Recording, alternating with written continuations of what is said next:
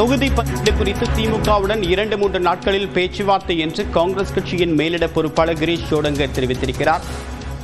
அந்த காட்சிகளை தற்போது பார்க்கலாம். DMK party call for you for the first talking. Yeah. Morning I spoke to our honorable member of parliament, Kanimoji.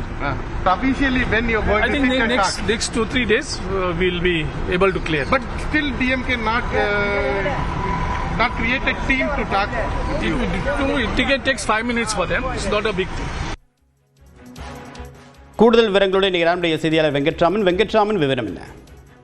வணக்கம். மகாத்மா காந்தி தேசிய ஊரக வேலைவாய்ப்பு உத்தரவாத திட்டத்தின் பெயரை மாற்றியதை கண்டித்து தமிழக காங்கிரஸ் சார்பாக பாத யாத்திரை என்பது மேற்கொள்ள இருக்கிறார்கள். இது தொடர்பான ஆலோசனை கூட்டம் சென்னை தேனாம்பேட்டையில் இருக்கக்கூடிய காமராஜர் அரங்கத்தில் நடைபெற்றது.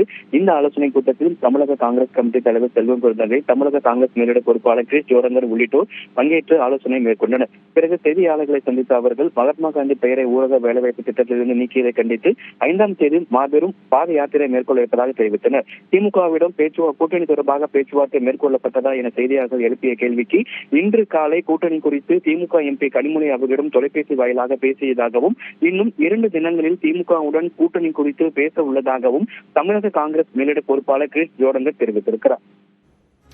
விரிவான தகவலுக்கு நன்றி வெங்கட்.